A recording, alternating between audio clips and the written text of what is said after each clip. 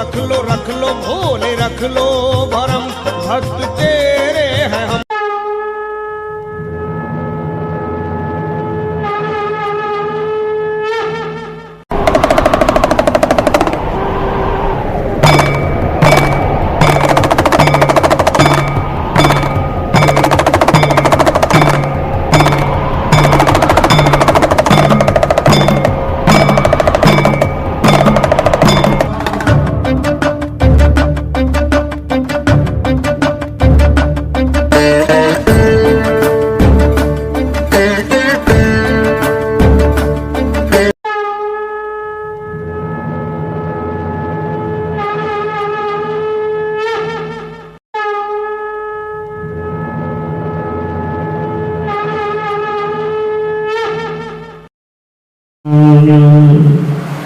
सत समागम हरि कथा, तुलसी दुर्लभ तो है, शुद्धदारा और लक्ष्मी पापी के भी हो। नमः पार्वती पते हर हर महादेव। हनुमत डटे रहो आसन पे, हो जब तक कथा राम की हो। हनुमत डटे रहो आसन पे, जब तक कथा राम की हो। जब तक कथा राम की हो, जब तक कथा राम की हो। हनुमत डटे रहो आसन पे, जब तक कथा राम की हो। मंगल भवन अमंगल हारी, रहस दशरथ अजल बिहारी। दीन दयाल विरद संभारी, हरहु नाथ मम संकट हरि। जय सिया राम जय सिया राम, जय सिया राम जय सिया राम। जय सिया राम जय सिया राम, जय सिया राम जय सिया राम। जाकी रही भावना जैसी, प्रभु मूरत देखी तिन तैसी। धीरज धाम मित्र नारी, आपत काल पर किए चारी। जय सिया राम जय सिया राम, जय सिया राम जय सिया राम। सोई सोई जो राम रच राखा, तो कर रख बड़ा व्यवसाखा। ये वर मांग्यहु कृपान केता, वसवन गिरे श्री अनुज समेता।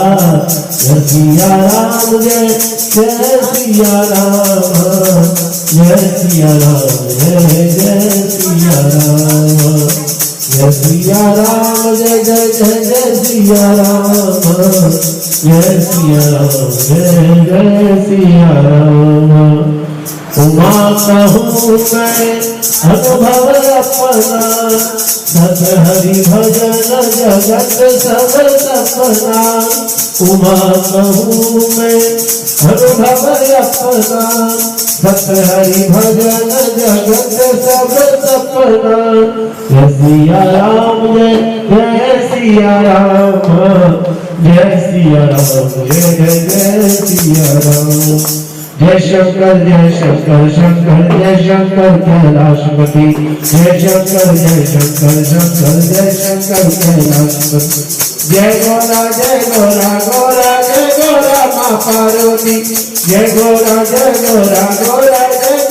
माँ पार्वती। जय शंकर जय शंकर कैलाशपति। जय शंकर जय शंकर कैलाशपति। जय गोरा माँ पार्वती। जय गोरा हाँ जय शंकर शंकर जय शंकर कैलाशपति जय शंकर शंकर कैलाशपति जय गोरा गोरा जय गोरा माँ पार्वती जय गोरा गोरा जय शंकर जय शंकर कैलाशपति जय शंकर जय शंकर कैलाशपति जय गोरा गोरा माँ पार्वती जय गोरा पार्वती जय शंकर जय शंकर कैलाशपति जय शंकर कैलाशपति नमः पार्वती पते हर हर महादेव। आदि सृष्टि विचर मुनि बोले अब आप मुझे सब मनवंतर और कल्पों के भेद तथा उनके प्रत्येक सर्ग सुनाने की कृपा कीजिए। वायु बोले पहले जो मैंने ब्रह्मा का आयु काल कहा है उसके दूसरे प्रार्थ में संहार होता है, तब उसी पूर्व जन्मा ब्रह्मा के दिन दिन में 14 मनु हो जाते हैं। मनवंतरों और कल्पों का वर्णन नहीं हो सकता क्योंकि वे अनादि विद्यमान है, अनंत और अज्ञेय है। उनमें से एक को कह रहा हूं, सबको अलग कहने से भी क्या। तब इस प्रकार अनेक कल्पों में जो इस समय का कल्प वर्तमान है उसका नाम है 12 कल्प जो अभी चल रहा है। इसमें भी 14 मनु और 7 स्वयंभू आदि और 7 सावरण आदि है, जिसमें इस समय 7वां मनु वर्तमान है। विज्ञानियों का तर्क है कि सभी मनवंतरों में उत्पत्ति और संहार समान भाग से होता है। प्रथम कल्प में काल मारुत ने सब वृक्षों को उखाड़ त्रिलोकों को तिनके के समान जला दिया था।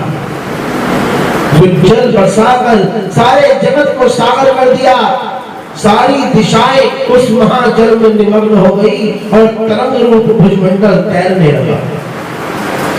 फिर वह प्रलय जल चंड रूप से नृत्य करने लगा और ब्रह्मा जी नारायण के रूप में मिलकर उसमें समा कर जा सोए और नारायण के प्रति ये श्लोक मंत्र कहने लगे। श्रेष्ठों, उस अक्षर के आश्रित अर्थ सुनो। जल को ही नीर कहते हैं और जल नर सुनु भी है, अतएव नारायण के रहने का स्थान ये जल ही है और नारायण का यही कथन है। स्वयं नारायण जी का भी यही कहना। जब इस प्रकार शिव जी योगमयी निद्रा करने लगते हैं तब जल लोक निवासी और सिद्ध और त्रिदेश्वर को प्रभात में स्तोत्रों द्वारा वैसे ही जगाते हैं जैसे सृष्टि के आदि समय में श्रुति महेश्वर को जगाती है।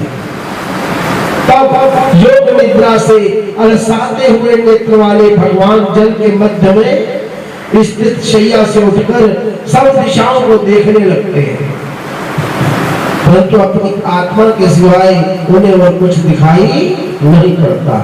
इस तरह विस्मित हो फिर बैठे बैठे चिंता करने लगते हैं, सोचने लगते हैं कि वह भगवती भूमि कहाँ है कि जिस पर सब पर्वत नदी और वन स्थित थे, परंतु वह भूमि ब्रह्मा जी को दिखाई नहीं पड़ती। तब अपने उन पिता त्रिलोचन भगवान शंकर का स्मरण करते हैं जो कि अखंड तेजधारी और देवों के देव है।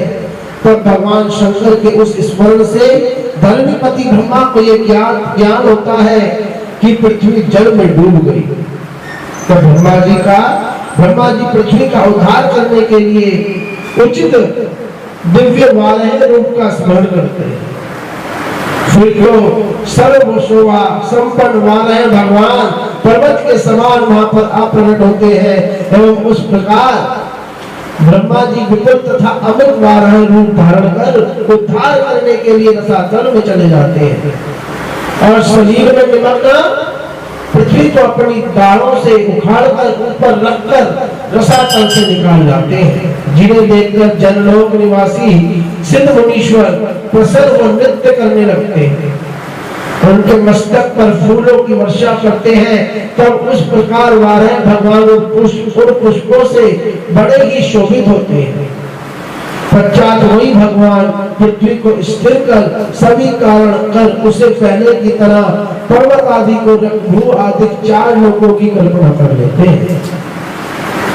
इस प्रकार उस विश्वकर्मा द्वारा चराचर जगत की रचना हुई है। नमः पार्वती पते हर हर महादेव। वायु बोले, इसके पश्चात बुद्धि पूर्वक सृष्टि रचना की इच्छा से जो ध्यान हुआ तो तेजोमयी मोह का प्रादुर्भाव हुआ। फिर महामोह, मोहता, भिन्न और अंधतामिस्त्र तथा 5वीं अविद्या, ये सब आत्मा से प्रादुर्भूत हुए। और जब फिर ध्यान दिया तो ये जगत बीज कुंभ के समान चारों ओर से आवृत पाया गया। उसके बाहर भीतर निस्संगता और अंधकार था। अतः उस सृष्टि में जितने भी जन्मे सबकी बुद्धि और मुख इंद्रियादिक आच्छादित थे।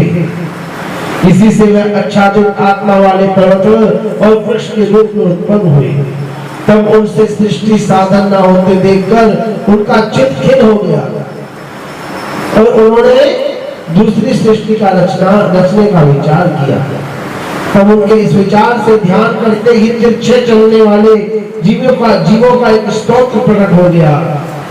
जो तिर्यक जीव अंतः प्रकाश वाले तो थे किंतु बाहर से मूर्ख थे।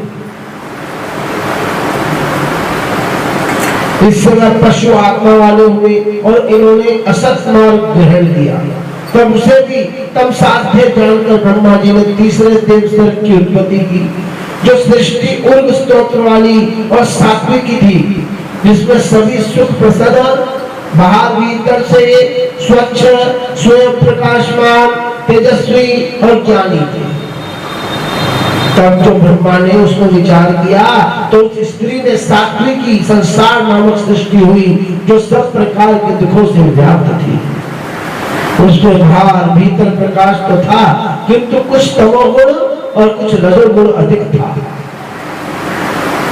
इस प्रकार वह पंचम ईश्वर का अनुग्रह रूप सर्व 4 प्रकार से उत्पन्न हुआ, तो जिसमें विरोध, भक्ति, तप और सामर्थ्य, ये 4 तथा पंचम ईश्वर के प्रसाद की प्राप्ति के लिए मंत्र आदि साधन से फूलों की प्राप्ति का मार्ग ग्रहण करने वाले सब स्त्री पुरुष धनादि के विभागवत हुए, जो भोजन में तीव्र, अशील, भूत आदि थे। ये ब्रह्मष्ठी में पहला सर्ग माना, दूसरी तन्मात्रा को भूत सर्ग और तीसरी को वैकारिक ज्ञान कर्मेंद्रिय रूप सर्ग कहा। प्रकृति का ये जड़ प्रकृति सर्ग है और इसमें चौथा मुख्य हुआ और जिसमें स्थावर मुख्य कहे गए, और जो त्रियक स्तोत्र है ये पंचम त्रियक योनि हुई। पश्चात छठा देव सर्ग हुआ जिसका उर्ग स्तोत्र है। पश्चात नीचे चलने वालों का स्तोत्र मिला। ये 7 मनुष्यों का स्तोत्र हुआ। 8वां अनुग्रह सर्ग और 9वां कुमार सर्ग हुआ। प्रकृति से जो पहले 3 सर्ग मिले थे वह मूढ़ सर्ग कहलाए और 5 विकारी सर्ग बुद्धि पूर्वक प्रवृत्त हुए।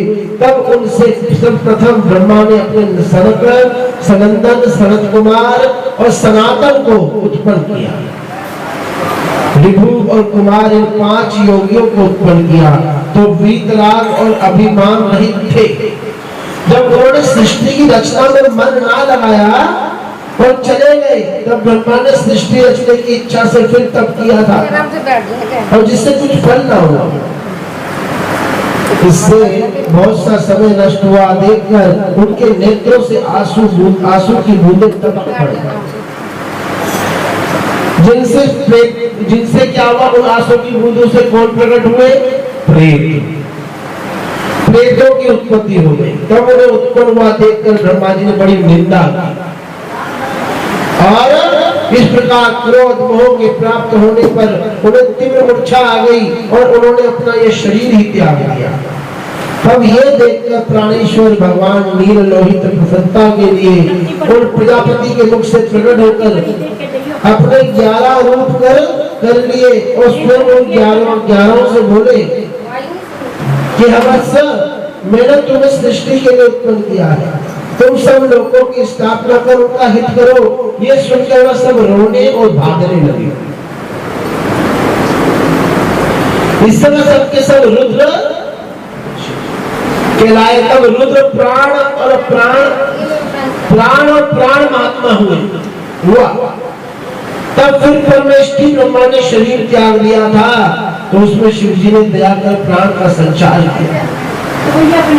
उनके शरीर में प्राण आ गए तो ब्रह्मा जी उठकर शिव जी को धीरे धीरे देखने लगे। फिर हाथ जोड़कर गंभीर वाणी में इस प्रकार बोले कि हम आप कहिए, मेरे मन को आनंद देने वाले आप कौन हैं? क्या आप एकादशात्मक विश्व मूर्ति स्थित है? तब उनके ये वचन सुनकर ब्रह्मा को मुख से स्पर्श करते हुए सुरेश्वर ने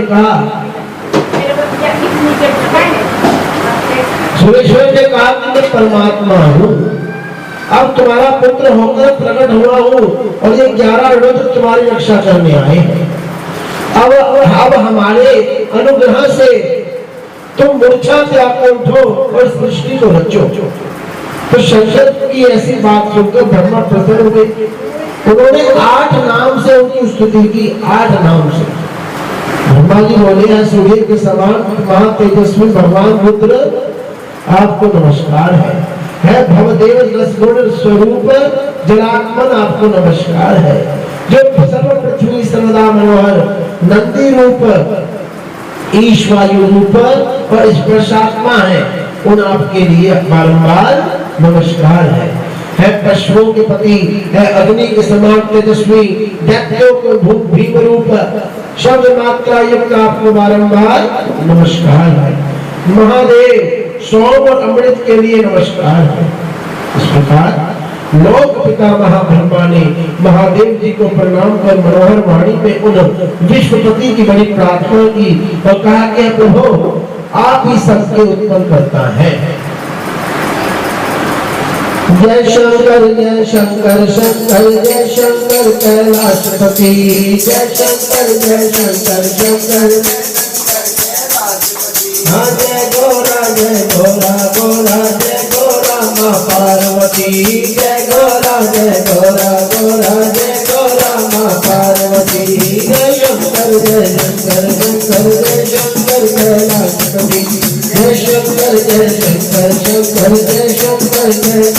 हर हर महादेव शंभु काशी विश्वनाथ गंगे, हर हर महादेव शंभु काशी विश्वनाथ गंगे, काशी विश्वनाथ गंगे, काशी विश्वनाथ गंगे, काशी विश्वनाथ गंगे। हर हर महादेव शंभु काशी विश्वनाथ गंगे, हर हर महादेव शंभु काशी विश्वनाथ गंगे। नमः पार्वती पते हर हर महादेव। ऋषि बोले, ये जो आपने परमात्मा शिव को ब्रह्मा के मुख से उत्पन्न हुआ कहा, इससे बड़ा संशय उत्पन्न हो रहा है कि देवताओं में श्रेष्ठ विरूपाक्ष दीप्त शूलधारी महादेव जी, जो युगांत में ब्रह्मा विष्णु और अग्नि सहित अपने क्रोध से सबके संहर्ता और जिसे ब्रह्मा विष्णु सर्वदा भय से प्रणाम करते हैं, जो लोगों के संकोच करने वाले, जिन्होंने पूर्व काल में अपने शरीर से पहले ब्रह्मा और विष्णु को उत्पन्न किया, वही आदि देव प्राकर रुद्र ब्रह्मा जी के पुत्र कैसे हो गए? जिन रुद्र के प्रजापति और विष्णु ये दोनों अंग है, ऐसा तुमने सुना है भगवान? ऐसी कोई बात नहीं जो आप ना जानते हो तो ना सुने हो। हम आपके शिष्य हैं, ये भी ब्रह्मा जी ने आपसे कहा होगा, अथवा आप हमसे पूर्ण रूप से इसे कहिए। है वायुदेव, ईश्वर का ये यश हम आपसे सुनना चाह रहे हैं। अतः जैसा ही वह सब वृत्तांत तो हमें सुनाइए। तो वायु ने कहा कि विभो, आप सभी पंडित और प्रश्न कोविद हैं, ये अच्छी बात जैसे आपने मुझसे पूछी है वैसे मैंने भी पितामह से पूछी थी। तो जैसा मैंने उनसे सुना है वैसा ही मैं रुद्र उत्पत्ति कहता हूँ, जरा ध्यान देकर सुनिएगा। ब्रह्मा विष्णु और महेश इन तीनों के कारणात्मक महेश्वरी है, कारणात्मक, उन्हीं में इनकी उत्पत्ति हुई है और उन्हीं तीनों के द्वारा चराचर विश्व की उत्पत्ति पालन और प्रलय हमेशा होता है। उन्हीं परमेश्वर ने उन तीनों को तीन कार्यों में नियुक्त किया। ब्रह्मा को उत्पन्न करने में, विष्णु भगवान को रक्षा करने में लगा दिया और स्वयं रुद्र को संहार करने में उन्होंने लगाया। जो अन्याय अत्यंत पराक्रमी है और एक दूसरे का उत्कर्ष सहन न कर सकते। पूर्व कालांतर में रुद्र ही ब्रह्मा और नारायण को प्रकट किया है और दूसरे कल्प में ब्रह्मा ने रुद्र और विष्णु को उत्पन्न किया है। क्योंकि ये तो देखो आरती में बार बार आता भी है ना कि ब्रह्मा विष्णु सदाशिव जानत अविवेका, ये तीनों एक ही है। और एक ऐसा भी कल्प हुआ जिसमें विष्णु जी ने भी रुद्र और ब्रह्मा की उत्पत्ति की है, ऐसा कल्प भी आया था। हर कल्प में अलग अलग प्रकार से इन तीनों की उत्पत्ति हुई है। जैसे कहा जाता है ना कि विष्णु पुराण पढ़ो तो विष्णु जी की उत्पत्ति, विष्णु जी ने उत्पत्ति की है। शिव पुराण का मतलब शिव जी, भागवत में भी तो विष्णु जी को कहा। तो ये कल्प अलग अलग, भावना एक थी सृष्टि उत्पन्न करने की, पर ये तीनों तो एक ही स्वरूप है ना। इस प्रकार एक दूसरे के हितार्थ सभी नारायण को ब्रह्मा, ब्रह्मा को शिव ने उत्पन्न किया। उन्हीं कल्पांतरों के वृत्तांत को महर्षियों ने उनके परस्पर उत्पन्न होने का प्रभाव वर्णन किया है। उन्हीं पाप नाशक कथाओं को मैं आपसे कह रहा हूँ, उन कथाओं को आप सब ध्यान से सुनिएगा। पूर्व में जब मेघ महान कल्प हुआ तब उसमें नारायण 1000 वर्ष दिव्य शिव जी को धारण किए तब कर रहे थे। तब उन जगह गुरु ने भगवान विष्णु की अत्यंत भक्ति देखकर उनको सब प्रकार से नाश रहित शक्ति प्रदान की, जिसे पाकर ब्रह्मा सहित जगत की रचना में तत्पर हुए। तब विष्णु के इस ऐश्वर्य को देखकर ब्रह्मा जी ने विष्णु को यह वचन कहा कि विष्णु जाओ, तुमने तुम्हारी सृष्टि का कारण याद कर लिया, तुमसे अच्छे तो भगवान रुद्र हैं, उन्हीं परमात्मा की शक्ति से तो तुम सृष्टि की उत्पन्न और पालन करता हुए हो। अब मैं उन्हीं त्रिदेव नामक रुद्र की उपासना कर स्वयं सारे जगत की रचना करूंगा। तो इस प्रकार विष्णु को उपलब्ध दे और उन्हें समझाकर ब्रह्मा जी स्वयं शिव जी के पास जाकर बोले कि है भगवान, है महादेव, है देवों के देव महेश्वर, आप ही के बाएं अंग से विष्णु और दाहिने अंग से मैं उत्पन्न हुआ और मेरे साथ भगवान विष्णु ने सारे जगत को उत्पन्न किया है, जिसमें आपकी शक्ति से ही उन्होंने मेरा तिरस्कार किया है। क्या वह मुझसे अधिक आपकी भक्ति में तत्पर है? हम दोनों की तो एक समान ही उत्पत्ति आपसे हुई है। तब जिस प्रकार विष्णु की भक्ति से प्रसन्न होकर आपने पहले उन्हें प्रसन्न किया है, वैसे ही हेमेश्वर मुझे भी आप संपूर्ण सामर्थ्य दीजिए। जब इस प्रकार ब्रह्मा जी ने भक्त देवता के नेत्र हटा शंकर की बहुत बड़ी स्तुति की तो कृपा निधान सर्वात्मा शिव जी ने हंसकर उन्हें सब शक्तियां प्रदान की। क्षण मात्र में ब्रह्मा जी सर्वात्मा बन विष्णु के पास पहुंचे। देखा तो विष्णु जी सुंदर क्षीर सागर में अत्यंत शेष शैया पर विराजमान, जिन्हें कमल के से नेत्र, 4 भुजा और जिनका उदार अंग सर्वाभरण भूषित था, जो शंख चक्र गदाधारी सुंदर चंद्रमुख वाले, हृदय में श्री वस्त्र शोभित प्रसन्न मुख मधुर हास्य वाले, जिन्हें रक्त चरण कमल की स्त्री रूपधारी पृथ्वी से स्पर्शित है। इस प्रकार क्षीर सागर में अमृत के समान योग निद्रा में सो रहे थे, शयन कर रहे थे। तब रुद्र गज से व्याप्त और स्वर्ण से संभूत होने के कारण हृदय गर्भ से देखकर बड़ी प्रसन्नता से कहे, हे विष्णु, जैसे पहले तुमने मुझे ग्रस लिया था वैसे अब मैं तुम्हें ग्रसूंगा। तो ब्रह्मा के इस वचन को सुनकर विष्णु भगवान जागृत तो ब्रह्मा को देखने और कुछ हंसने लगे।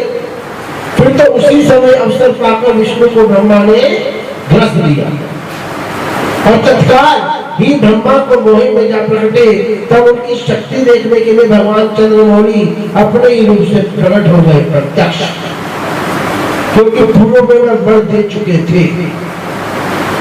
तब इस कौतुक से प्रसन्न हो ब्रह्मा और नारायण शिव की बहुत बड़ी स्तुति करने लगे, दूर ही से उनको प्रणाम करने लगे।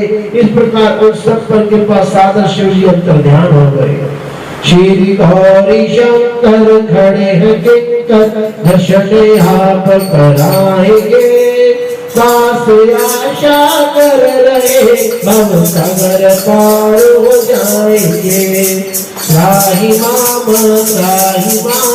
कृपा कीजिए, गोविंद गुण ही गाएंगे। श्री आरती में कर स्तुति करके चरणों में शीश झुकाएंगे। शिव सहाय के दिल को नीचे आनंद फल पहुँचाएंगे। जो नर शिव जी का ध्यान धरते भक्ति मुक्ति फल पाएंगे। जो नर शिव जी का धरते भक्ति मुक्ति फल पाएंगे। नमः पार्वती पते हर हर महादेव। तो भाइयों बोले, अब मैं रुद्र के उस आविर्भाव का कारण कहता हूं। आविर्भाव का अर्थ होता है उत्पत्ति, जो कि प्रत्येक कल्प में हुए हैं तथा संतान होने पर भी ब्रह्मा जी की सृष्टि परिवर्तित हुई। तो ब्रह्मा ने कल्प कल्प में प्रजा की रचना करके जब देख लिया कि प्राणियों की वृद्धि नहीं हुई, तो इस मोह से उन्हें दुख हुआ। तब उनके दुख की शांति और प्रजा वृद्धि के लिए उस कल्प में काल आत्मा रुद्र गणाधिपति परमेश्वर से प्रेरित हो भगवान नीललोहित पुत्र या भाई होकर उन पर कृपा करते हैं। इसी से भगवान तेज राशि और निराम में कहे जाते हैं, जो अनादि निधन धाता भूत संकोचक और विभु है, जो परम ऐश्वर्य युक्त परमेश्वर भगवान भाव वाले और शिव भक्ति चिन्हित है, जो उसी के नाम वाले, उसी के रूप वाले, उसी के कार्य वाले करने में समर्थ है, उन्हीं के तुल्य व्यवहार और उन्हीं की आज्ञा के परिपालक है, जो सहस्र सूर्य के समान चंद्र खंड भूषण धारण किए, सर्पों के हार, कैयूर, कंगन और मूंछ की मेखला धारण करने वाले, जलंधर विरंची और हुरु के कपाल, खंड से उज्ज्वल, गंगा की कंग और तरंगों से नीले मुख और केश वाले हैं, और जो रमणीय के राज पर रहने वाले, और जो दाहिने कान में कुंडलकार से शोभित है, तथा जिनकी बैल की सवारी है, जो महामेघ के समान गंभीर शब्द वाली, महाअग्नि के समान तेजस्वी, महाबली और पराक्रमी है, इस प्रकार का महाघोर रूप धारण किए ब्रह्मा के पुत्र महेश्वर ब्रह्मा को ज्ञान देकर उनके साथ सृष्टि करते हैं। तब किसी समय उन शिव जी से ब्रह्मा जी ने सृष्टि रचने की प्रार्थना की थी। तब उन प्रभु ने अपनी आत्मा के ही समान उन सब की रचना कर दी। अपने ही समान जटाजूटधारी बहुत से रुद्र प्रकट कर दिए, जो 14 भुवन में भर गए। तब उन रुद्रों को देखकर ब्रह्मा जी ने उनसे कहा कि हे देव देवेश नमस्कार है, ऐसी प्रजा की रचना ना कीजिए, तो मरण धन वाली दूसरी प्रजा का निर्माण कीजिए। तब ये सुनकर परमेश्वर ने हंसकर ब्रह्मा से कहा कि मेरी प्रजा ऐसी नहीं होगी, तुम ही प्रजाओं की रचना करो। अब मैं जो इन सब महात्माओं को रच चुका हूँ, ये सब यज्ञ मेरे साथ रहेंगे। तो ब्रह्मा से ऐसा कहकर भूतेश्वर शिव जी रुद्रों के साथ प्रजा रचना से निवृत्त हो प्रलय तक के लिए उनको नेता हो गए। वायु बोले तो इस प्रकार की प्रजा ना बढ़ी तो ब्रह्मा ने मैथुनी सृष्टि रचने की इच्छा की, परंतु पहले काल में नारी कुल को ईश्वर ने नहीं उत्पन्न किया था, जिससे ब्रह्मा भी न कर सके। तब इस क्रम को उन्होंने परमेश्वर से पूछना चाहा। उन्होंने सोचा अब बिना वह किए प्रजा वृद्धि ना होगी। ऐसे विचार कर ब्रह्मा जी ने तप करने की इच्छा की। वह सशक्ति भगवान त्रिलोचन को मन में विचार महातप करने लगे। तो ब्रह्मा जी ने घोर तप किया, जिससे वह अल्प काल में ही शिव जी संतुष्ट हो गए और उनके सामने आए। परम शक्ति उनके साथ थी। बोली गौरी शंकर भगवान की जय। उन्होंने अपने अंग से अर्धनारी मूर्ति की कल्पना की। वह उसमें प्रविष्ट ब्रह्मा के निकल गए।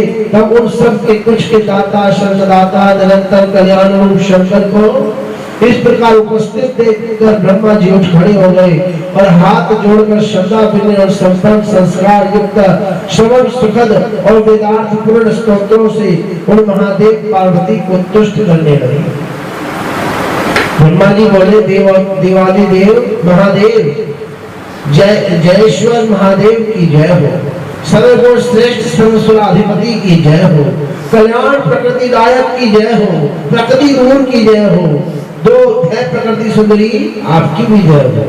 अमोघ महामाया की जय हो। विश्व जगत माता की जय हो। विश्व जगत माता के लिए नमस्कार जय हो। विश्व की जगत में की जय हो। विश्व जगत धात्री की जय हो। विश्व जगत सखी की जय हो। शाश्वत ऐश्वर्य की जय हो। शाश्वत काल की जय हो। त्रिदेव निर्मात्र की जय हो।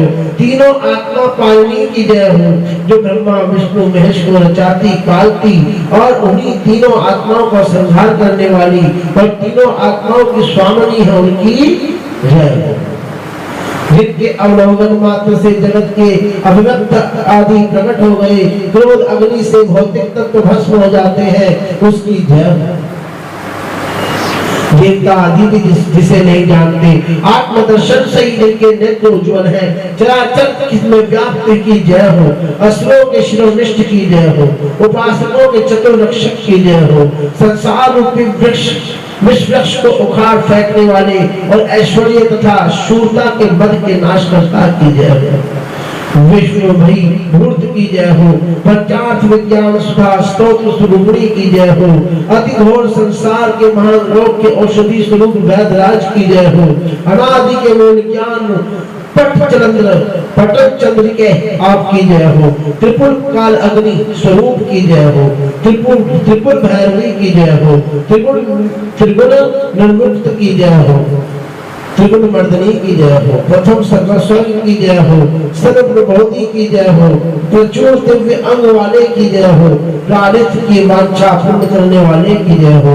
हे देव, आपका पर धाम है और कहाँ मेरे ये तुच्छ वचन तथापि है भगवान, भक्ति से प्रलापित मुझे क्षमा कीजिए। चतुर्मुख रूप ने इस प्रकार कहकर रुद्र और रुद्राणी को बार बार नमस्कार किया। ब्रह्मा जी का इस प्रकार कहकर ब्रह्मा जी का कहा हुआ ये अर्धनारीश्वर ही वही स्तोत्र है। इसको अर्धनारीश्वर स्तोत्र कहते हैं, जो मैंने अभी पढ़ा, जिसमें आदि रुद्राणी की स्तुति है और आदि शिव की स्तुति है। और जो अर्धनारीश्वर नाम से शिव का हर्षवर्धन करने वाला है, जो किसी मनोरथ की इच्छा से इस स्तोत्र का कीर्तन करता है, उसे सदा शिव की प्रसन्नता से उस फल की प्राप्ति होती है। इस प्रकार वन युक्ति रूप शिव पार्वती को मैं प्रणाम करता हूँ। नमः पार्वती पते हर हर महादेव। वायु बोले, इसके बाद देवादिदेव महादेव मेघवत गंभीर वाणी में इस प्रकार बोले कि जैसे कोई राजा बोल रहा हो। उनकी यह वाणी राज लक्ष्मणों से युक्त और संपूर्ण विषयों के आरंभ के रक्षा तथा विमल करने में दक्ष थी। तो उन्होंने इस प्रकार हंसते हुए कहा कि अवश्य है महाभाग, मम पुत्र पितामह, तुम्हारे कहने का सब भेद मैंने जान लिया। ये जो प्रजा वृद्धि के लिए तुमने तप किया है ना, इससे मैं बड़ा प्रसन्न हो रहा हूँ और तुम्हें वर देता हूँ। ऐसा कह मैं परमोदार स्वभावता मधुर वचन बोलने वाले तत्काल देवादि देव की रचना करने लगे। विद्वान जिसे ब्रह्मा कहते हैं वो देवी दिव्य गुणवंतित है। वह परमात्मा भक्त शिव की परम शक्ति है, जिन्हें जन्म मृत्यु और जरा आदि कुछ भी नहीं हो सकता, तथा जो भवानी भक्त के अंग से प्रकट हुई है, जिनके निकट जाकर मन वाणी से ही इंद्रियां निवृत्त हो जाती है, जो अपनी महिमा से सारे जगत को व्याप्त कर स्थित है, जो शरीरियों के समान में देवी विचित्र लक्षित है, जो सारे जगत को अपनी माया से मोहित करती है, जो परमार्था उत्पन्न न होकर फिर भी ईश्वर से प्रकट हुई, जिसके परम भाव को देवता भी नहीं जान सकते, और जो परमेशानी सब लोक माहेश्वरी है, वह अपनी कांति से जगत को प्रकाशित करते हुए दिखाई पड़ती है। तब ऐसी महादेवी को प्रणाम कर ब्रह्मा ने बहुत प्रार्थना की है, देवी सृष्टि में नित्य प्रथम से ही मेरी उत्पत्ति हुई है। देवी, मैं प्रजा सृष्टि में सारे जगत का रचयिता हूँ। इन सब देवताओं का मैंने ही अपने मन से सर्जन किया है, परंतु बार बार सृजित होकर भी ये नहीं बढ़ते। इससे मैंने सब मैथुनी सृष्टि करने का विचार किया, और इस प्रकार मैं अपनी प्रजा की वृद्धि का इच्छुक हूँ। परंतु स्त्रियों का कुल तो आप ही से प्रकट हो सकता है, जिसे आपने अब तक प्रकट नहीं किया है, और मुझ में वह शक्ति नहीं है, क्योंकि सब शक्तियों को उत्पन्न करने वाली तो आप ही हैं। अतएव है सुरेश्वरी, मैं आपसे इस प्रकार की प्रार्थना करता हूँ कि है सर्वज्ञ, आप अपने अंश से अनेक चक्र वृद्धि करें, और मेरे तथा अपने अंश से उत्पन्न किए हुए पुत्र दक्ष की तुम कन्या हो जाओ। ब्रह्मा जी की इस प्रकार की प्रार्थना से उन्होंने अपने मुहों के मध्य से अपनी ही जैसी एक प्रतिभाशालिनी शक्ति प्रकट कर दी, जिसे देखते ही शिव जी प्रसन्न हो गए। उन्होंने उससे कहा कि तुम तप कर ब्रह्मा की आराधना करो। तब उन परमेश्वर की इस आज्ञा को शिरोधार्य कर वह शक्ति तप करने लगी, और ब्रह्मा के वचन से वह देवी दक्ष दुहिता हो ब्रह्म रूपिणी हुई। उसने ब्रह्मा को महान शक्ति दी, फिर उन्हीं देव के देह में समा गई, और उसके पश्चात वह देव भी समाहित हो गई। इसी समय से इस लोक के स्त्री भोग प्रतिष्ठित हुआ है। विपेंद्र, इस प्रकार मैथुन धर्म से प्रजा सृष्टि परिवर्तित हुई है। मुनि पुंगव, इससे ब्रह्मा जी को आनंद और संतोष प्राप्त हुआ। इस प्रकार देवी शक्ति की उत्पत्ति मैंने तुमसे कही, जो पुण्य को बढ़ाने वाली है, तथा जिसकी उत्पत्ति कथा सर्वथा श्रवण करने योग्य है। जो इस कथा का श्रवण और कीर्तन करता है, उसे सब प्रकार के पुण्य और पुत्रों की प्राप्ति होती है, तथा लाभ और सुख होता है। नमः पार्वती पते हर हर महादेव। वायुओं ने अब इस प्रकार परम शक्ति को प्राप्त कर ब्रह्मा की मैथुनी प्रजा उत्पन्न करने का मन में विचार करने लगे। अब अपने आधे शरीर से नारी और आधे से पुरुष हो गए। तब जो उनका नारी स्वरूप था, उससे शतरूपा प्रकट हुई, और जो ब्रह्मा जी का पुरुष का आधा शरीर था, उसे विराट हुआ, इस जिससे प्रथम पुरुष स्वयंभू मनु हुए। प्रथम पुरुष तब उस देवी शतरूपा ने दुष्टर तप करके दीप्तिमान महायशस्वी अपने पति को प्राप्त किया। तो शतरूपा से प्रियव्रत और उतानपाद को श्रेष्ठ पुत्र और दो महाभाग्य कन्याएं उत्पन्न हुई, जिससे इस महाभगवती प्रजा का विस्तार हुआ। उन दोनों कन्याओं में एक का नाम आकृति और दूसरी का नाम प्रसूति था। और स्वयंभू मनु ने प्रसूति को तो दक्ष को दे दिया और आकृति को रुचि नामक प्रजापति को दे दिया, जिससे आकृति में तो रुचि प्रजापति ने एक कन्या और एक पुत्र उत्पन्न किए जिनका नाम यज्ञ और दक्षिणा था। और इन्हीं से सारा जगत संपूर्ण होकर वृद्धि को प्राप्त हुआ। स्वयंभू की प्रसूति कन्या में लोगों की माताएं 24 कन्याएं प्रकट हुई, जिनमें श्रद्धा, लक्ष्मी, धृति, दृष्टि, मेधा, क्रिया, बुद्धि, लज्जा, वपु, शांति, सिद्धि और कीर्ति, इन 13 कन्याओं का धर्म से विवाह हुआ। और उनसे जो छोटी 11 कन्याएं ख्याति, सती, संभूति, स्मृति, प्रीति, क्षमा, संतति, अनुसूया, ऊर्जा, स्वाहा और सुधा क्रमशः भृगु, शिव, मारीचि, अंगिरा, पुलह, ऋतु, पुलस्त्य, अत्रि, वशिष्ठ, पावक और पितृ को ब्याही गई, जो उस समय के मुनियों में श्रेष्ठ थे।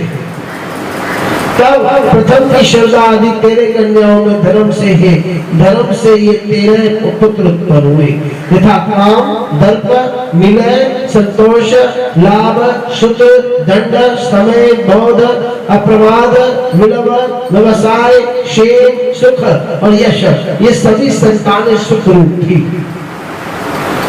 इसी प्रकार अधर्म के पुत्र निवृत्ति और उत्पन्न आदि उत्पन्न हुए, जिनका उल्लेख विष्णु पुराण में आएगा।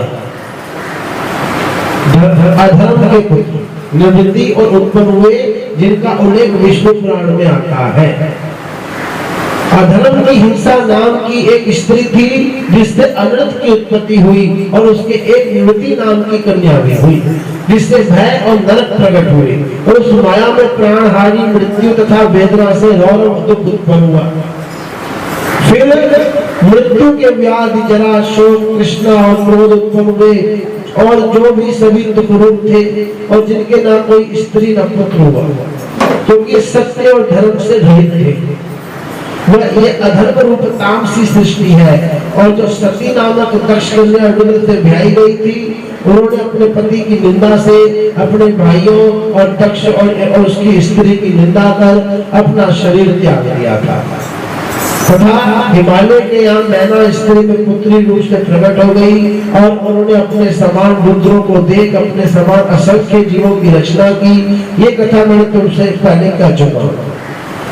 वही भृगु ऋषि से ख्याति स्त्री में नारायण की प्रिय लक्ष्मी भी उत्पन्न हुई तथा धाता विधाता नामक देवता पुत्र और पौत्र भी सहस्त्र हुए और जिनकी उत्पत्ति पुलस्त्य के प्रीति नामक स्त्री में दंत और अग्नि नामक पुत्र से उत्पन्न हुए, जो पूर्व स्वयंभू मनंतर में अगस्त्य जी हुए।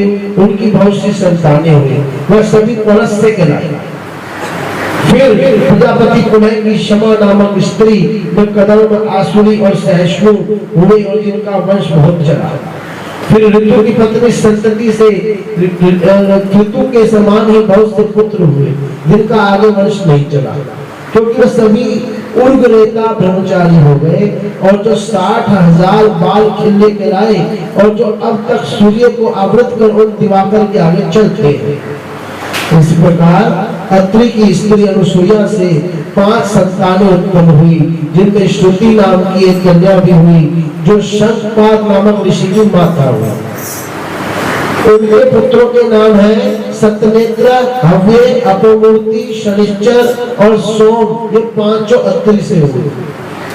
फिर इनके भी बहुत से पुत्र पौत्र हुए और अत्रे कराए तथा स्वयंभू मनंतर में ही जिनकी परिसमाप्ति हो गई। फिर ऊर्जा से वशिष्ठ के 7 पुत्र हुए और उनकी बड़ी बहन का नाम पुंडरीक था। जिनके पुत्रों का नाम रजगात्र, उर्गबाहु, सवन, अनय, सुतप और शुक्र था। ये 7 भी ऋषि हुए। वशिष्ठ के नाम पर इनका गोत्र नाम पड़ा और स्वयंभू मनंतर की परम प्राप्ति कर ये सैकड़ों अरबों की संख्या में फैल गए। और ये तुमसे ऋषि सर्ग संक्षेप में कहा है, जिसे विस्तृत रूप से तो कह नहीं सकता।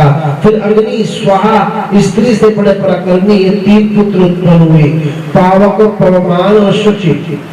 इनका भी एक बहुत वंश हुआ, जिनके देवता पितृ और असुर पुत्र और 49 तो पौत्र हुए, और काम्य कर्मों में जिनकी स्थिति है। ये सभी विपक्षी और व्रतधारी हैं, ये सभी वेदात्मक रुद्र के भक्त हैं। इसी से अग्नि के मुख में जो कुछ भी देते हैं वह सब रुद्र के उद्देश्य से दिया हुआ कहलाता है। ये सभी अग्नि के वंशज कहलाए। अब पितरों का वंश सुनो। इसमें बसंत आदि 6 ऋतुओं को पितृ कहते हैं। अभिमानी इसे 6 ऋतु कहते हैं, परंतु वेद में पितरों को ऋतु कहा जाता है, मतलब जिससे सब ऋतुओं के स्थावर जन्म की उत्पत्ति होती है। यही कारण है कि पितृ भी ऋतु कहलाते हैं, क्योंकि ऋतुओं के आदि में ही पितरों का यजन होता है। इसी प्रकार पितृ ऋतु अभिमानी है, इसी से इनमें ऋतुपन, आर्तवत्व और पितृतत्व कहा गया है। सभी ब्रह्मंत्रों में इनका ऐश्वर्य होता है। इनका शरीर आकाशवत है, ये कुशाओं पर बैठने वाले और अग्नि कर्म में तत्पर है। ऐसे 2 प्रकार के पितृ होते हैं। इन पितरों की सुधा नाम की 2 पुत्रियां लोगों में विख्यात हुई, एक मैना और दूसरी धरणी, जिन्होंने विश्व को धारण कर रखा है। अग्निश्वाकों की मैना और बहिष्मत पुत्रों की कन्या धरणी हुई, जिसमें मैना तो हिमालय की स्त्री हुई और जिसके मैनाक और क्रोच नामक 2 पुत्र और पार्वती तथा शिव के अंग स्पर्श से पावनी गंगा उत्पन्न हुई। गंगा तेरी सदा, गंगा माता ही तो पितरों को धारण करती है। जितने भी पितर हैं, हम किसी के गंगा जी में ही तो विसर्जित किए जाते हैं, तो गंगा माता भी पितरों की ही देर है, पितरों को अपने में सम्मिलित करने वाली है। फिर मेरू की धरणी नामक पत्नी से मंदर पर्वत उत्पन्न हुआ, फिर दिव्य औषधियों से युक्त विचित्र कंदराओं वाला, फिर उसी मेरू का पुत्र मंदरांचल शिव का आवास स्थान हुआ। तथा धरणी के बेला निर्याति और अयाति नामक की 3 कन्याएं भी उत्पन्न हुई, जिनमें अयाति और निर्याति तो भृगु के 2 पुत्रों से ब्याही गई और स्वयंभू प्रबंधन के पूर्व में जिनके पुत्रों का वंश चला। फिर सागर से बेला की एक श्रेष्ठ कन्या हुई, जिनका नाम सपर्णा था, जो प्राचीन धर्मऋषि की पत्नी हुई, जिससे उनके 10 पुत्र हुए तथा जिन सबका एक ही प्रचेतस नाम पड़ा। ये भी धनुर्वेद के पारंगत हुई। इन्हीं का पुत्र दक्ष था, जो शिव शाप से चाक्षुष मंत्र में हुआ उत्पन्न। इस प्रकार बहुत सा दिव्य देव चरित्र मैंने तुमसे कहा, जो नाम तो बहुत संक्षिप्त है और विस्तृत है। ये प्रजा सन्निवेश प्रजापति से ही अद्भुत हुआ है, जिसे विस्तार पूर्वक तो करोड़ों वर्ष तक भी मैं तुमको नहीं सुना सकता। सोचिए भी सनातन धर्म कितना बड़ा है। नमः पार्वती पते, इतने हजारों वर्ष तक तो तपस्या करते, जितने 1000 वर्ष तो जिनके छोटे छोटे पंक्तों में बने हुए हो गए, इतने हजारों वर्ष तक तो उन्होंने तपस्या करी। इसी प्रकार राजाओं का भी वंश सूर्य चंद्र नाम से बड़ा पुण्यप्रद कहा गया है, जिसमें इक्ष्वाकु, अम्बरीश, ययाति और नहुष आदि पवित्र चरित्र वाले राजा हो चुके हैं। उन्हें क्या कहें, क्योंकि पहले इनका वर्णन हो चुका है। ये तो कहिए कि सत्संग में ईश्वर का भाव कहने का इतना अवसर मिला, जिसमें सृष्टि आदि का भी वर्णन हो गया। अब इसका विस्तार और क्या कह सकते हैं। नमः पार्वती पते हर हर नमः। ऋषि बोले, दक्ष कन्या सती दक्षिणायनी ने कैसे शरीर त्याग दिया। अब ये ऋषियों से दोबारा पूछने की इच्छा होती है। हम ये मत सोचना कि पुरानी वाली कथा दोबारा।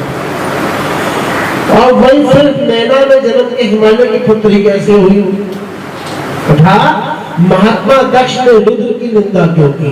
ये आपके सामने 7वीं संहिता के अध्याय चल रहे हैं शिव महापुराण के। जिसने अब तक पूरा शिव महापुराण नहीं सुना ना, वह इन 7वीं संहिता को अगर डेली 2-3 जो हमारे बच्चे अगर सुन लेगा तो समझ लो पूरा शिव पुराण सुन लिया। अब शिव जी ने दक्ष को शाप दे दिया था, तब वह फिर कैसे उत्पन्न हो गए है मरुता। चाक्षुष मनवंतर के पूर्व में हुए इस वृतांत को विशेष रूप से कहो। तो भाइयों बोले है मुनियों सुनो, मैं दक्ष की कथा कह रहा हूँ, जिसने पाप और प्रमाद के विषमभर में दोष लगाया था। एक समय जब सभी सुरासुर सिद्ध और परम ऋषि शिव का दर्शन करने के लिए हिमालय शिखर पर गए, जहाँ शिव पार्वती दिव्य आसन पर विराजमान थे, तो वहाँ देवता अधिकों को उन दोनों ने दर्शन दिया, जिसमें देवताओं के साथ दक्ष भी वहाँ गए थे, जिनके मन में भी अपने जमाई शिव और अपनी सुता के देखने की इच्छा थी। तब देवताओं सहित अपने यहाँ आने के कारण देवी ने दक्ष का कोई अलग सत्कार न किया, जिससे पुत्री के उस गौरव और भाव को ना समझकर शिव विरोध के कारण उस मूर्ख ने अपनी पुत्री से भी वैर उत्पन्न कर लिया और वह रुष्ट होकर वहां से चल पड़ा। फिर तो उसी वैर के कारण दक्ष ने यज्ञ में उसे नहीं बुलाया और ना शिव जी को ही निमंत्रण दिया। अन्य जमाइयों को बुलाकर उसने भले ही उनकी पूजा की। तब नारद जी से उन सब के सम्मेलन का पता पाकर पार्वती जी शिव जी से पूछकर विमान में बैठकर दक्ष के घर चली गई।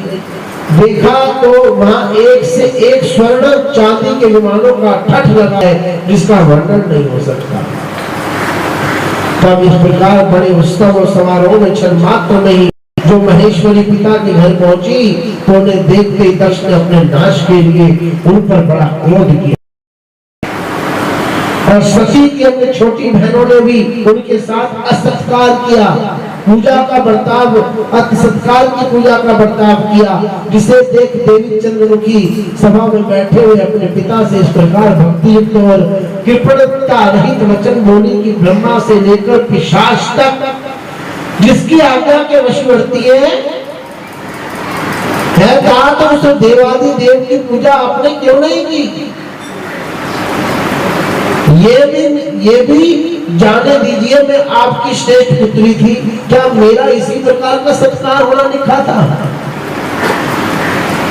पिता, इस प्रकार रुद्रों का निरादर कर आपने जो बड़ा घृणित कार्य किया है ना, उनके ऐसा कहने पर दक्ष को बड़ा क्रोध आ गया और उसने कहा तुमसे श्रेष्ठ और गौरवपूर्ण तो मेरी अन्य पुत्रियां हैं, जिनका मैं सर्वदा सत्कार करता हूँ, और उनके पति भी श्रेष्ठ और सर्वदा मेरे मान्य हैं, जो तेरे स्वामी शिव से सर्वदा सब गुणों से अधिक हैं।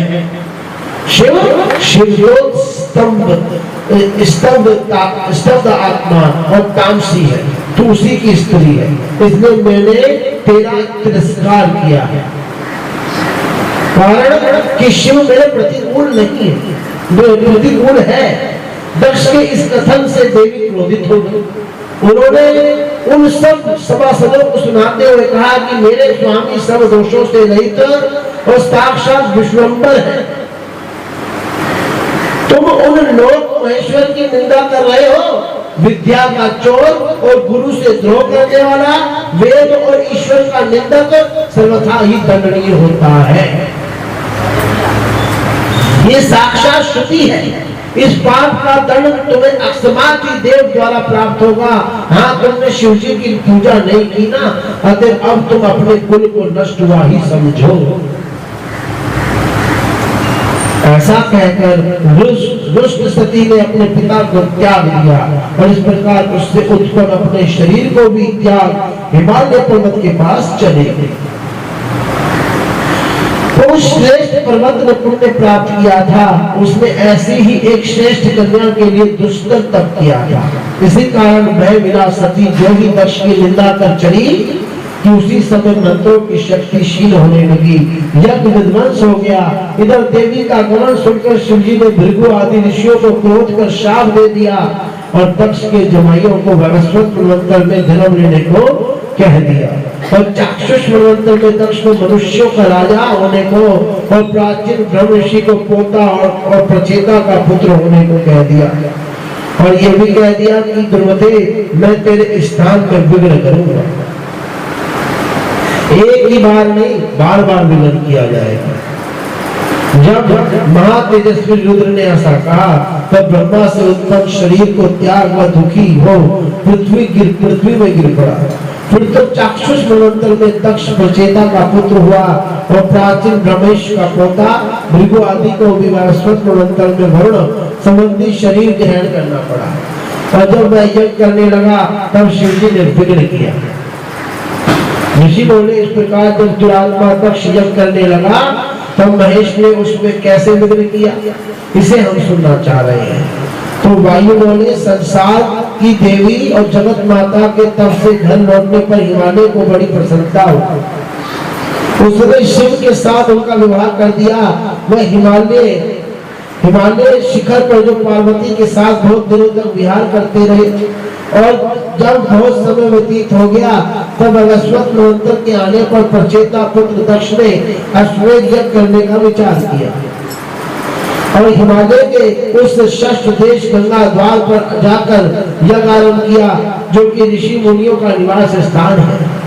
तब उसके यज्ञ में ब्रह्मादिक सैकड़ों देवताओं ने जाने की इच्छा की तथा सोमपाई और घृतपाई, आदित्य, रुद्र, साध्य, मरुत, धूम्रपाई, अश्वनी कुमार तथा पित्र और महर्षिगण विष्णु सहित सब उस यज्ञ का भाग लेने गए, परंतु शिवजी नहीं गए। तब दधीची ने क्रोधित होकर दक्ष ने कहा अपूज्यों की पूजा और पूज्यों की पूजा न करने से मनुष्य महान पापी हो जाता है, इसमें कोई भी संशय नहीं है।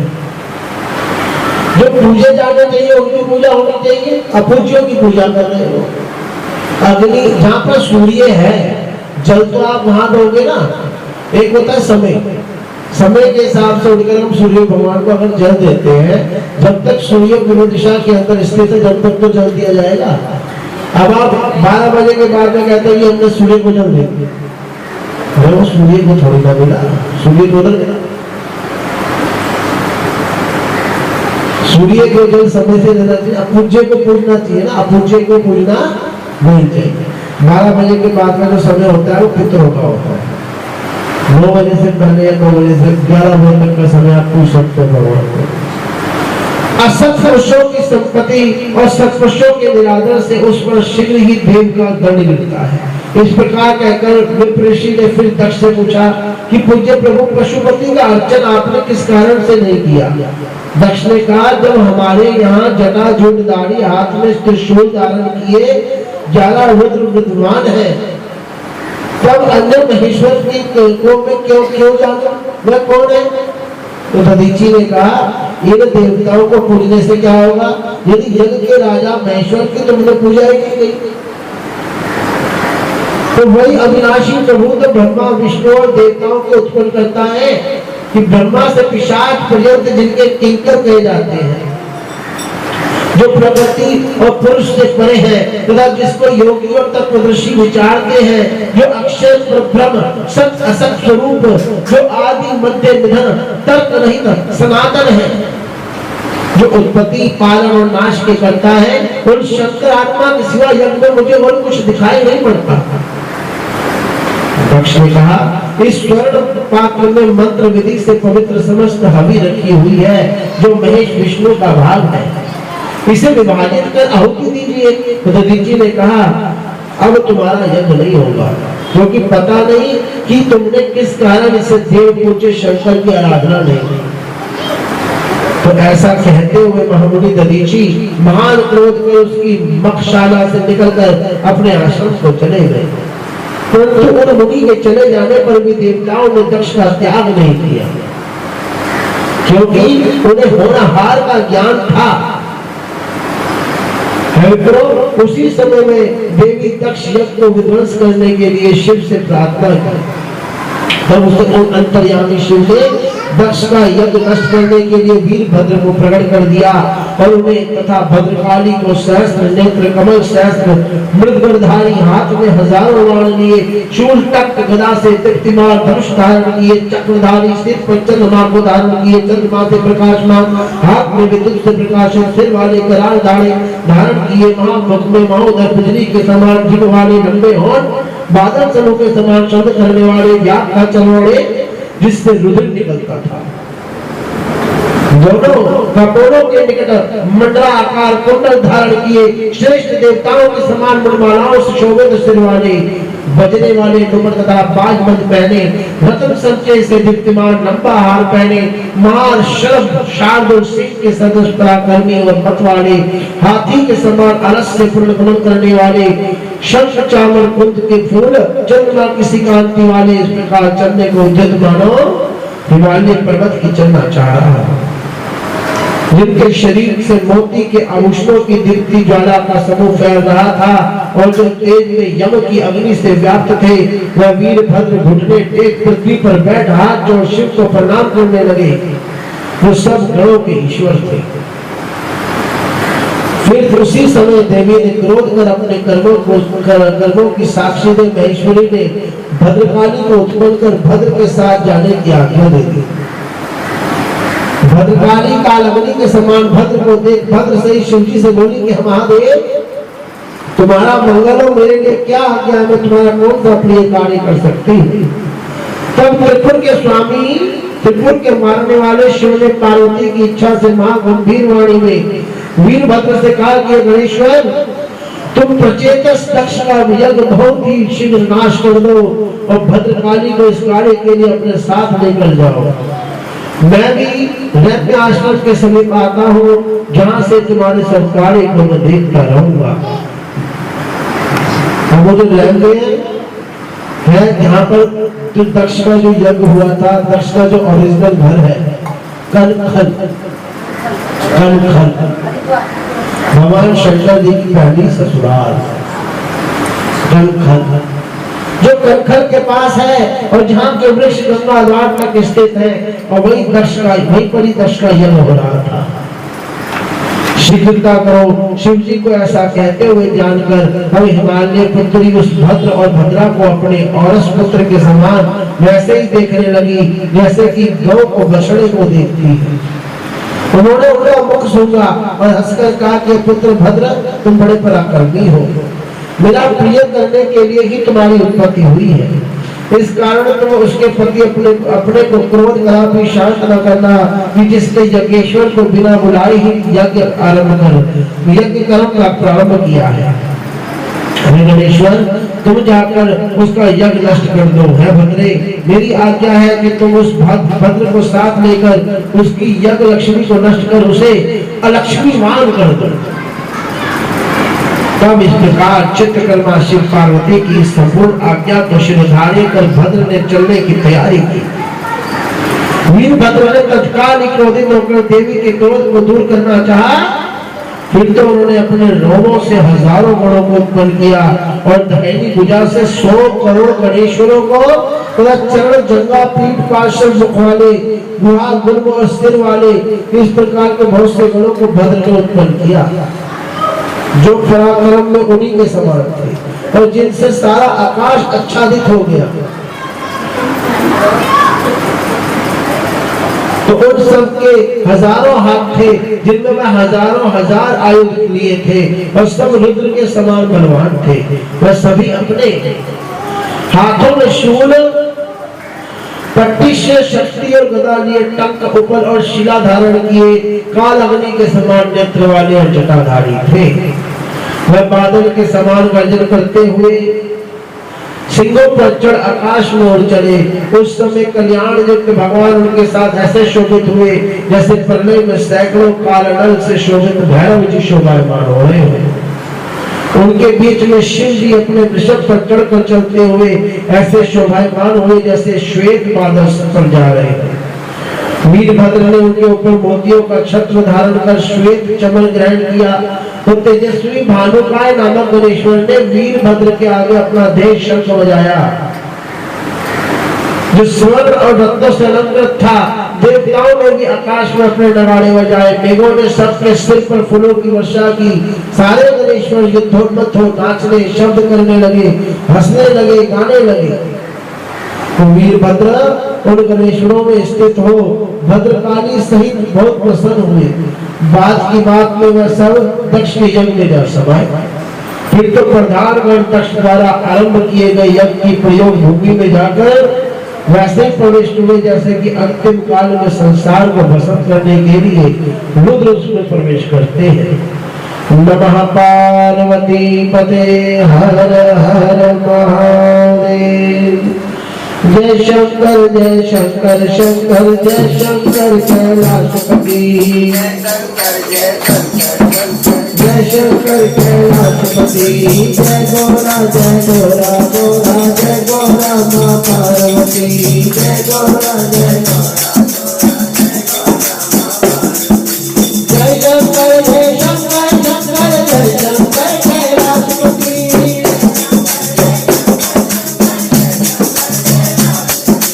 जय गोरा माँ पार्वती। जय गोरा हर हर महादेव शंभो काशी विश्वनाथ गंगे।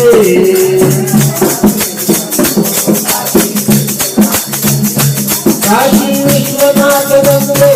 काशी विश्वनाथ गंगे।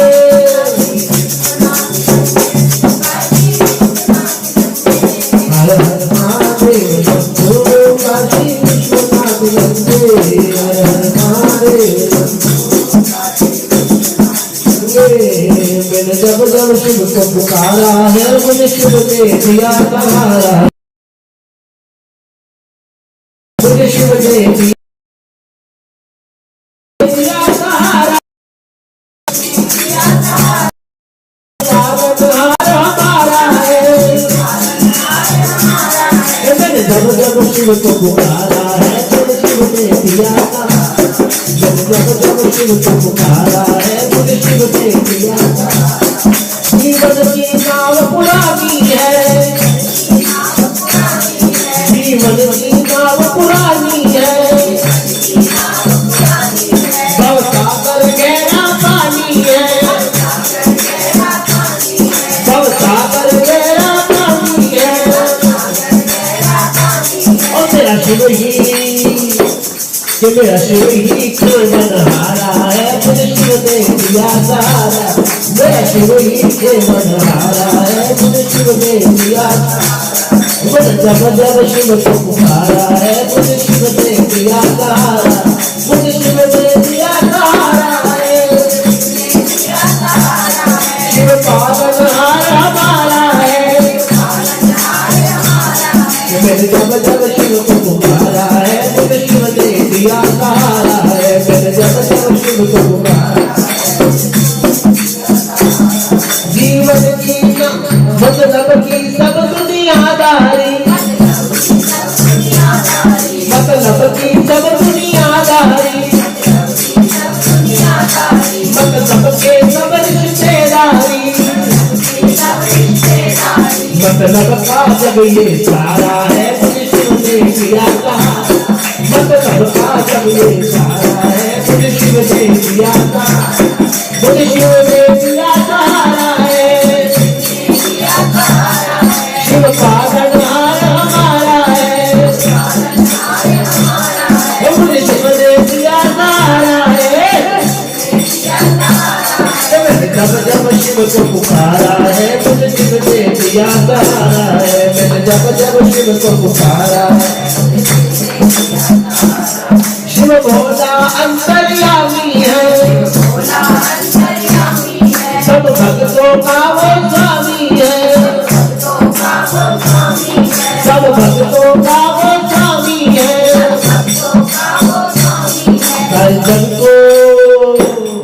सारे जग को शिव बड़ा प्यारा है मुझे शिव ने दिया सहारा। सारे जग को शिव बड़ा प्यारा है मुझे शिव ने दिया सहारा। मुझे शिव ने दिया सहारा है। शिव पालनहार हमारा है। जब जब शिव को पुकारा है मुझे शिव ने दिया सहारा। जब जब शिव को पुकारा है मुझे शिव ने दिया सहारा। जब जब शिव को पुकारा है मुझे शिव ने दिया सहारा। नमः पार्वती पते हर हर महादेव। तो भाइयों बोले तब वहां पहुंचकर उन गणों ने देखा कि विष्णु आदि देवता चित्र विचित्र भुजाओं में शोभित उस महायज्ञ में बैठे और कुशाओं से आच्छादित यज्ञ प्रज्वलित अग्नि से स्वर्ण और ध्वजाओं से सहित चारों ओर से शोभायमान है, जिनमें वेणु वीणा के शब्द से युक्त वेद ध्वनि हो रही है। हजारों देवांगनाएं और अप्सराएं बैठी हुई है। दक्ष के इस यज्ञ को देख प्रतापी वीरभद्र ऐसा गंभीर सिंहनाद करने लगे जिससे कि आकाश व्याप्त हो गया और गणेशों के किल किल शब्दों से मानो सागर का तिरस्कार कर दिया। तथा जिस शब्द से देवता व्याकुल हो इधर उधर भागने लगे, उनके भूषण पृथ्वी पर गिर पड़े तो वह कहने लगे कि क्या महामेरु टूट पड़ा जब पृथ्वी फट गई। ये क्या हो रहा है और क्या हो गया। मारे भय के कितनों ही के प्राण निकलने लगे, पर्वत टूटने लगे, पृथ्वी कांपने लगी, तीव्र वायु बहने लगी और समुद्र खलखला उठा। अग्नि का तेज क्षीण हो गया, सूर्य की प्रभा जाती रही, ग्रहों नक्षत्रों और तारों का प्रकाश विलीन हो गया। इसी समय भद्रकाली और गणेशों को साथ लिए वीरभद्र यक्ष स्थल में जा पहुंचे, जिन्हें देखकर दक्ष भयभीत हो गया, किंतु जैसे को तैसा बैठा ही रहा, विवाद करने लगा। वह इनसे बोला कि तुम कौन हो और क्या करने की इच्छा क्यों आए हो। तब दुरात्मा दक्ष की ऐसी बात सुनकर तेजस्वी वीरभद्र ने हंसते हुए उस दक्ष से देवताओं और ऋतुजों को देखते हुए मेघवत गंभीर वाणी में ये अर्थयुक्त वाक्य कहा कि हम सभी अत्यंत पराक्रमी भगवान शंकर के अनुचर हैं, जो अपने भाग की इच्छा से यहाँ पर आए हैं। तुमने हम इसमें हमारा भाग कल्पित नहीं किया, इसका कारण क्या है। अब या तो हमारा भाग दे दो और नहीं तो हमसे युद्ध करो। तब वीरभद्र के इस कथन को सुनकर देवताओं से दक्ष ने कहा,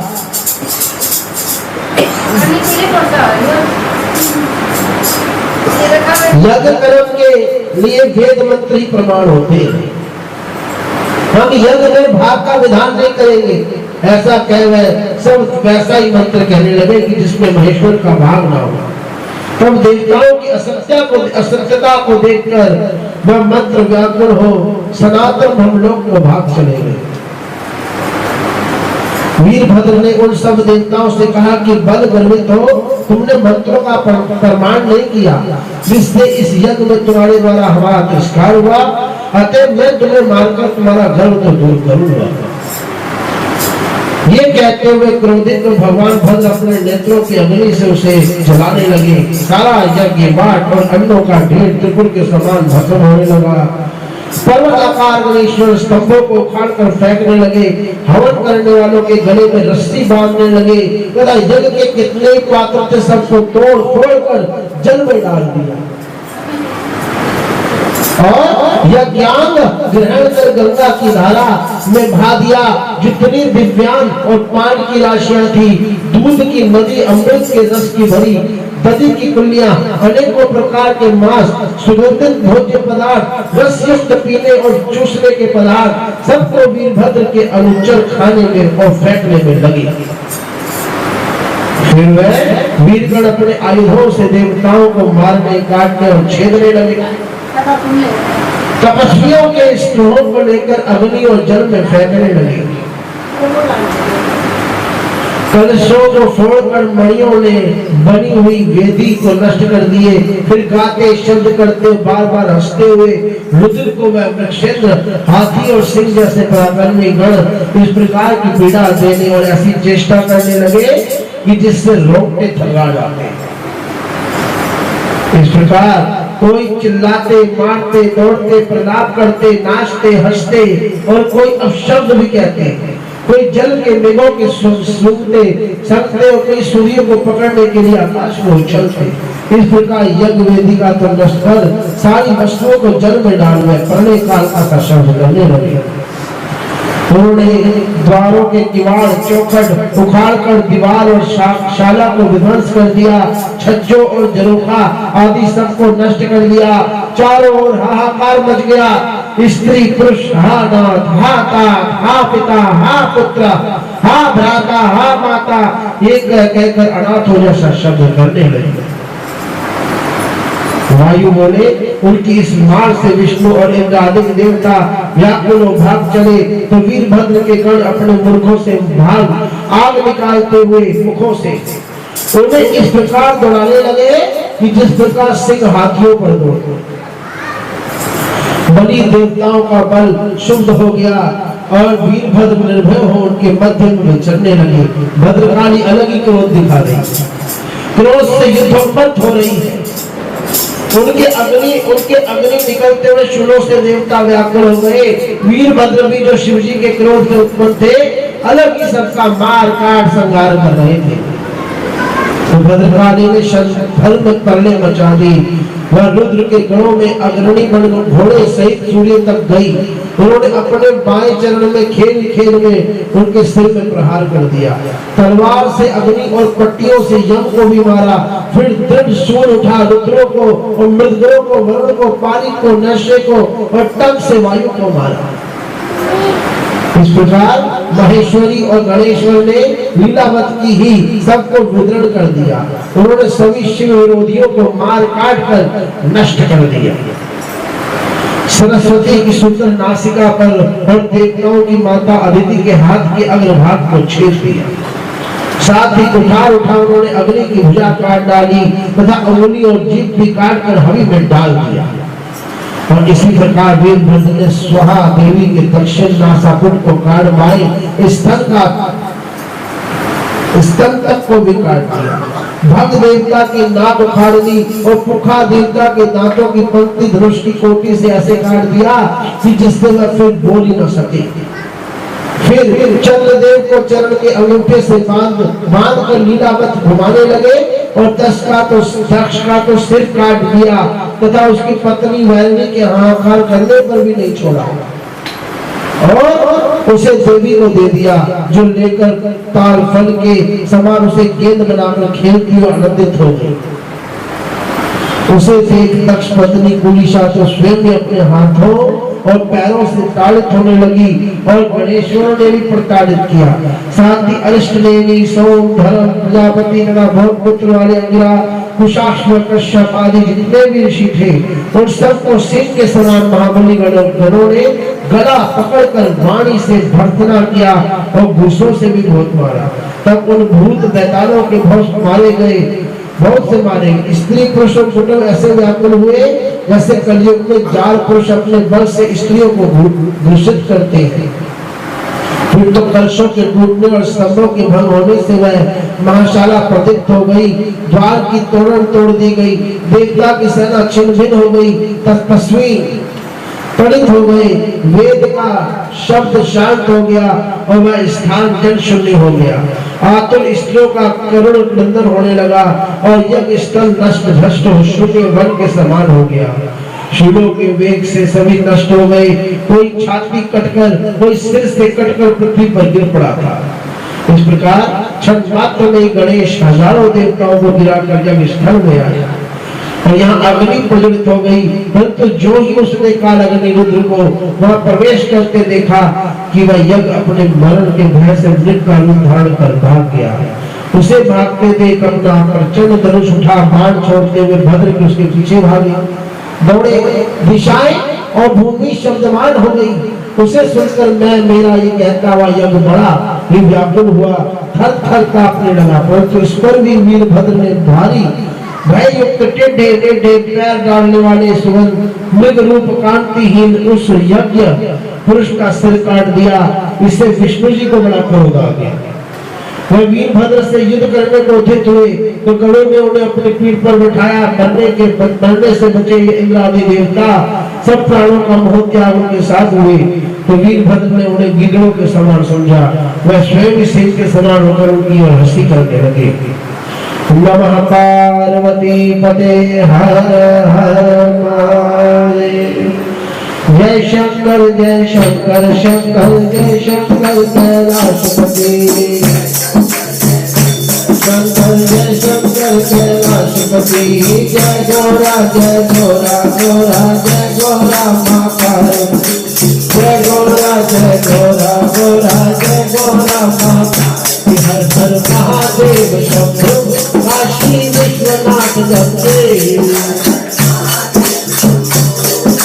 विश्वनाथ गंगे काशी विश्वनाथ गंगे काशी विश्वनाथ गंगे काशी विश्वनाथ गंगे हर हर महादेव शंभो काशी विश्वनाथ गंगे हर हर महादेव शंभो विश्वनाथ गंगे हर हर महादेव शंभो काशी विश्वनाथ गंगे हर हर महादेव शंभो विश्वनाथ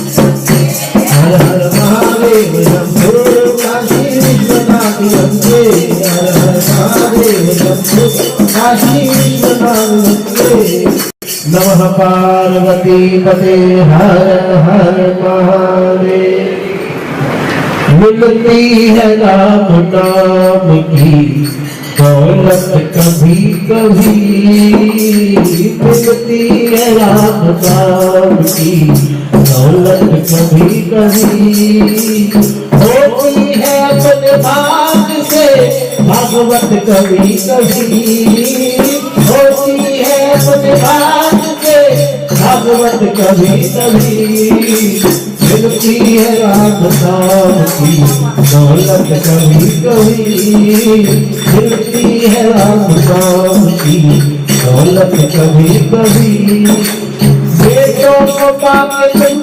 कभी अभिमान मत करो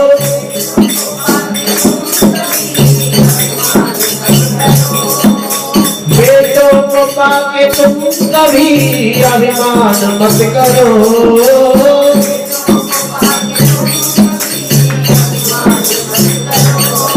वो बन जाते हैं पड़ोसी बेटे कभी कभी बन जाते हैं पड़ोसी बेटे कभी कभी होती है अपने भाग्य से भागवत कभी कभी होती है अपने भाग्य से भागवत कभी कभी होती है राम नाम की दौलत कभी कभी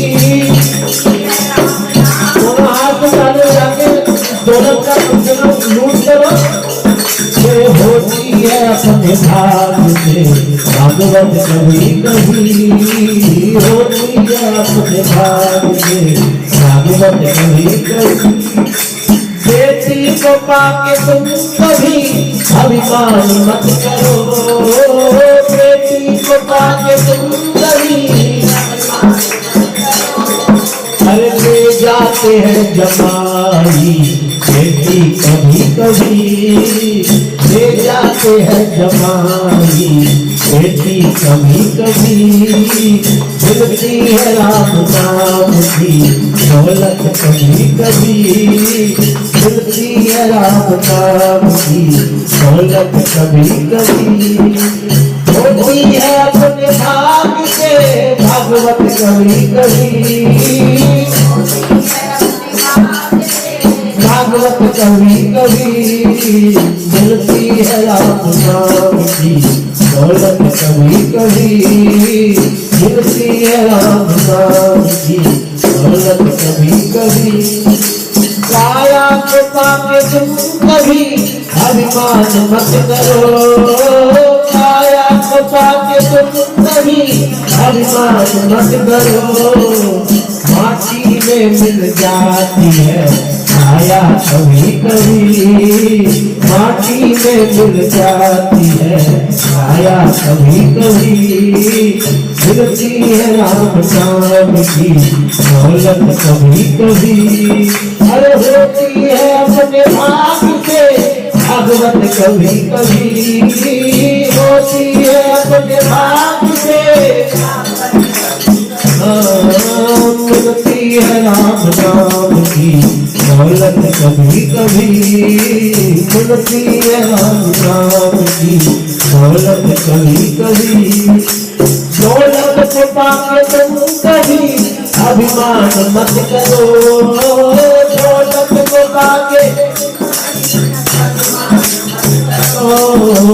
माटी में मिल जाती है दौलत कभी कभी, दौलत कभी कभी माटी में मिल जाती है, दौलत कभी कभी मिलती है राम नाम की, दौलत कभी कभी होती है अपने भाग्य से भागवत कभी कभी।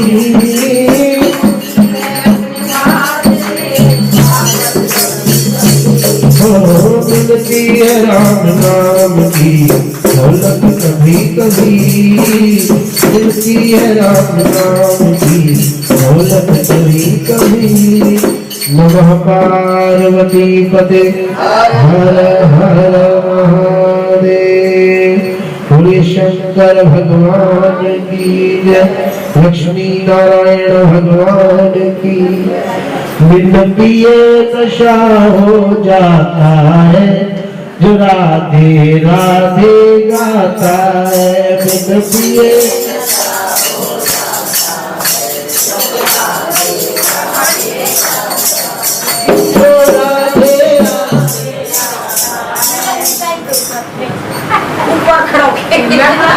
बिन पिए नशा हो जाता है जो